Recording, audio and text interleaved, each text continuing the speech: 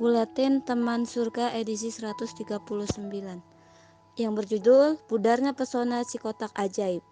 Judulnya sengaja dibuat seperti itu biar kamu penasaran. Nah loh, abis itu langsung deh yang enggak ngeh langsung nanya, what is the meaning kotak ajaib? Iya, kotak ajaib itu bukan kotak Pandora miliknya tukang sulap, tapi si kotak ajaib itu sebutan untuk ngingetin istilah televisi. Takut jangan, waspada harus.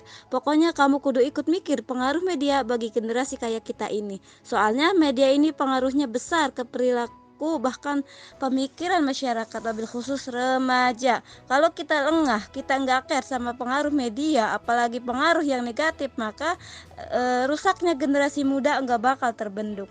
Media televisi kadang masih jadi musuh dalam selimut. Pesannya halus tapi menohok ke jantung pertahanan pemikiran yang selanjutnya ke perilaku kita.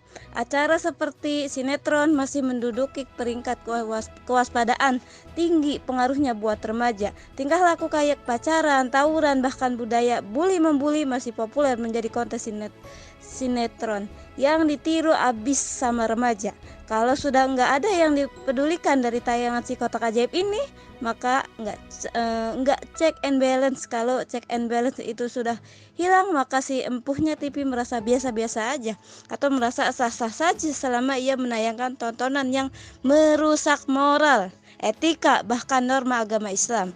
Itu artinya kita sebagai generasi muda harus mulai peduli. Kalau perlu sampaikan saran kritik sebagai bentuk kepedulian dan respek kita pada tayangan TV sebagai salah satu media tontonan masyarakat. Meskipun bisa jadi si kotak ajaib ini mulai sedikit demi sedikit mendapat saingan dari media sosial, tapi tetap aja waspada itu harus dan kritis itu wajib. Pudarnya TV mitos. Jadi kalau melihat data di atas bahwa peran televisi ini secara perlahan mulai tergantikan, konon hal itu disebabkan oleh dua faktor, yaitu menurunnya kualitas acara TV dan meningkatnya akses internet di Indonesia. Ngaruh nggak sih buat remaja? Meskipun di atas tadi udah dibandingkan antara TV dan medsos, tapi apakah media TV masih berbahaya buat remaja atau enggak? Artinya kalau sebelumnya yang kita harus waspadai hanya satu media, yakni TV, tapi sekarang bertambah bahwa media internet yang diakses via gadget juga kudu wajib diwaspadai, menyumbang, menginspirasi, mendorong remaja berperilaku buruk. Terus gimana dong?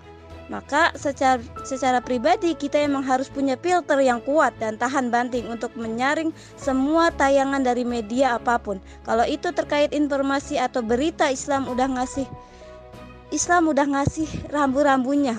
Allah Subhanahu wa taala berfirman, "Wahai orang-orang yang beriman, jika ada seorang fasik datang kepada kalian dengan membawa suatu berita penting, maka tabayunlah agar jangan sampai kalian menimpakan suatu bahaya pada suatu kaum atas dasar kebodohan. Kemudian akhirnya kalian menjadi menyesal atas perilaku kalian."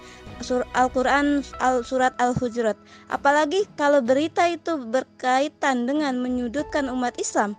Banyak berita tentang terorisme yang dituduhkan ke kaum muslimin, maka kita bukan hanya sekedar tabayun, kita nggak sekedar harus punya filter, tapi juga punya pondasi tauhid yang kokoh.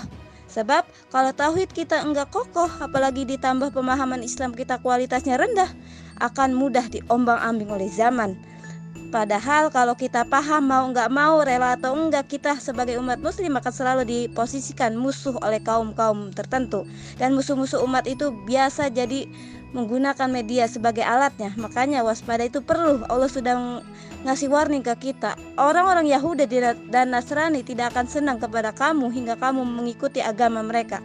Katakanlah, sesungguhnya petunjuk Allah itulah petunjuk yang benar, dan sesungguhnya jika kamu mengikuti kemauan mereka setelah pengetahuan datang padamu, maka Allah tidak lagi menjadi pelindung dan penolong bagimu. So, simpel aja sebenarnya bahwa media kayak TV, sosmed itu hanya alat. Bukan berarti kita anti sama kemajuan, anti sama alat-alat dari barat, tapi yang kita harus waspadai adalah konteksnya. Kalau memang konteksnya membuat kita jadi jauh dari Islam, membuat kita melanggar perintah Allah, maka udah jelas tayangan begitu bukan hanya tidak boleh kita tonton, dan sebaliknya memberangus habis tayangan yang jelas-jelas melabrak nilai-nilai Islam. Kita rindu pemimpin yang punya kebijakan seperti